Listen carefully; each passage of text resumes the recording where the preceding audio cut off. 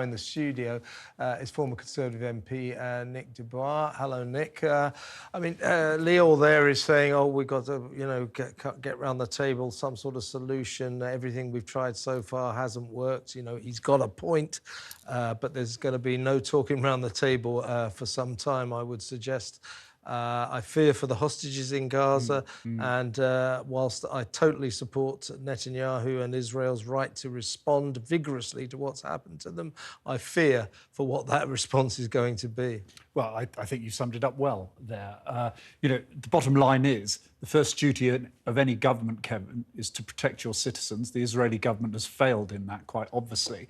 They will argue, unless significant reprisals, and I suggest with the goal of removing Hamas is their real aim, they cannot say to their citizens, you are safe. What I'm beginning to think, though, is this is going to be less about a sort of a mass attack. I think they will start moving to the idea of surgical strikes in an attempt to deal with Hamas. Now, that's going to be virtually impossible, but I suspect that's the sort of military action you might see. And I point to the former Foreign Secretary, William Hague's article recently, where he actually made the case that full-on scale retribution, utterly understandable, will be actually playing into Hamas's hands and making this more of a wider war, which is precisely what Hamas want, and their backers, Iran, to destabilise what is a relatively stable region. What was until Saturday. Anyway, we're just watching live pictures yet again of explosions going off, the smouldering rubble of Gaza. It is like watching a war film live. Extraordinary, extraordinary.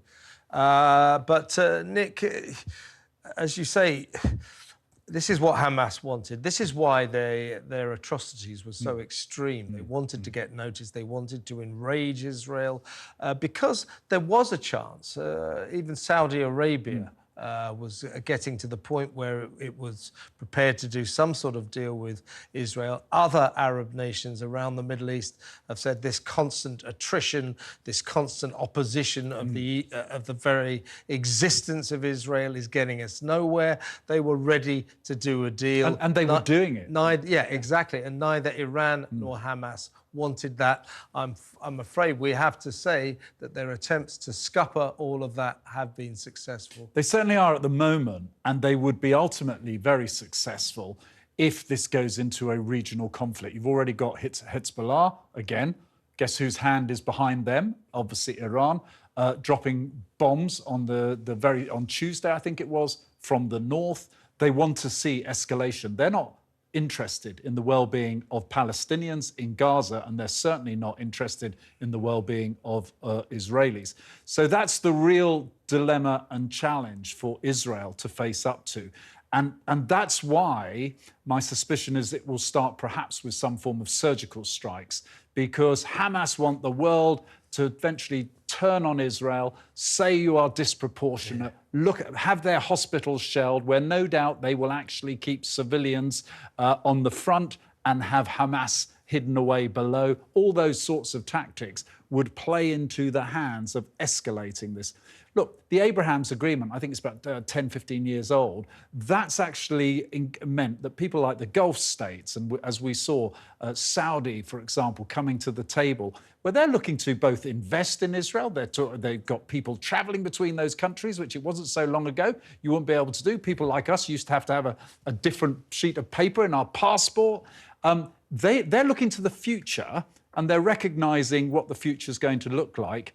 Iran doesn't like that. And of course, it's in its own challenges with Saudi Arabia. And it wants to shape this part of the Middle East in its image, whereas many of the other stakeholders want to do the exact opposite.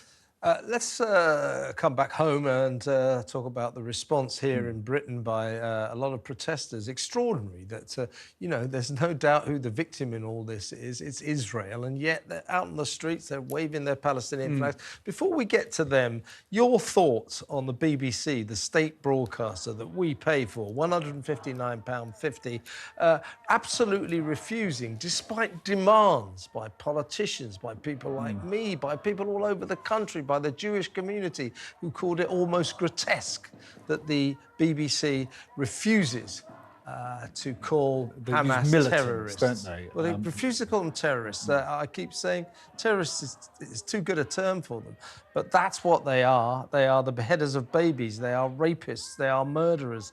They are executors in cold blood.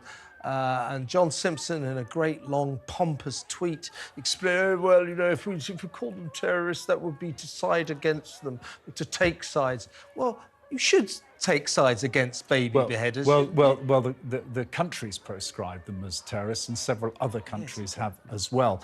Funny enough, I think this has totally backfired on the BBC. Every time they talk about militant Hamas, there is a huge wave of public criticism. Social media is dominated. Channels like us, we're talking about it, which actually kind of gets the message over about exactly who Hamas are in a perverse sort of way. The longer the BBC dig in, I think people will be in less doubt exactly what this group is. So I can see a plus side, if you like, in an awful situation. But you know, we've got to be very careful. We don't give fuel and succor to what is happening on the streets of Britain at this time at the moment. And by the way, elsewhere in the world, in New York as well, there are groups out there, some are absolutely openly praising Hamas for what they did. It is shocking.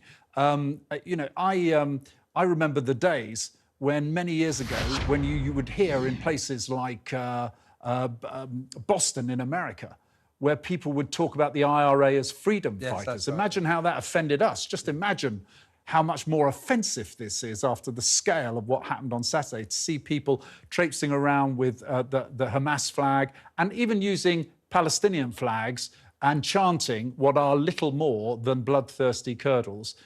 The Home Secretary says she's going to get tough. Well, I've heard all this before.